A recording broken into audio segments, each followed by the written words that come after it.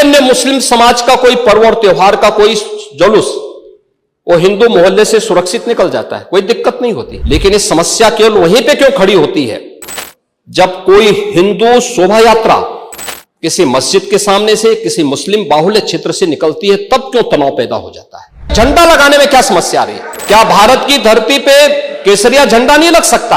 आखिर ये दंगे क्यों किए जाते हैं?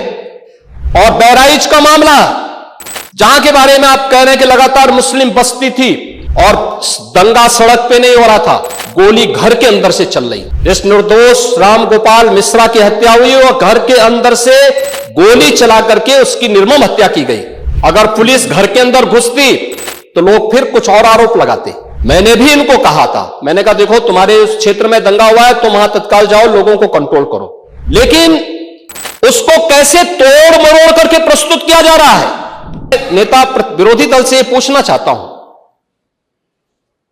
कि अगर हमारा कोई पर्व और त्योहार है या किसी का भी है,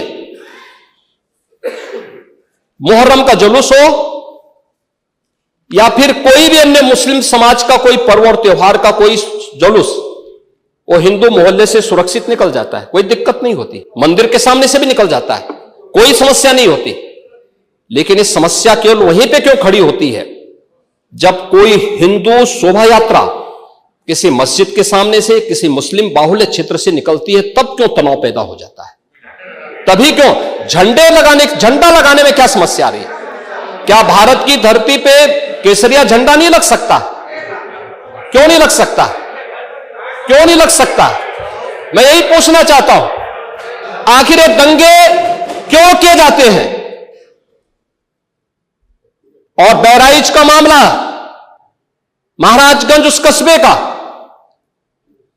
जहां के बारे में आप कह रहे हैं कि लगातार मुस्लिम बस्ती थी, मोना जी ने भी इस बात को कहा कि बस्ती थी, प्रशासन नहीं था, 4 कंपनियां पुलिस थी वहां पे और दंगा सड़क पे नहीं हो रहा था, गोली घर के अंदर से चल रही थी। इस निर्दोष राम गोपाल मिश्रा की हत्या हुई और घर के अंदर से गोली चला करके उसकी निर्मम हत्या की गई। हमें इस सच्चाई को स्वीकार करना चाहिए। ये दंगा सड़क पे आमने सामने नहीं था। अगर पुलिस घर के अंदर घुसती तो लोग फिर कुछ और आरोप लगाते।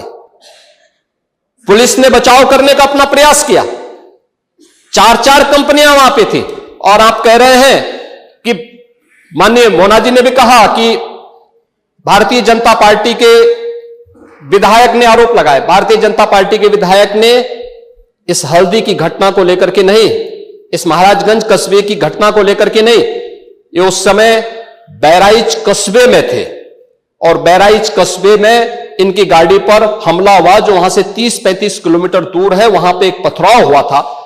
मैंने भी इनको कहा था, मैंने कहा देखो तुम्हारे उस क्षेत्र में दंगा हुआ है, तुम वहां तत्काल जाओ, लोगों को कंट्रोल करो। लेकिन उसको कैसे तोड़ मरोड़ करके प्रस्तुत किया जा रहा है। इन्होंने जो तहरीर दी वो दूसरे मामले में दी है, उसका इस घटना से कोई लेना देना नहीं, लेकिन उसको किस तरीके से जोड़ करके देखा जा रहा है।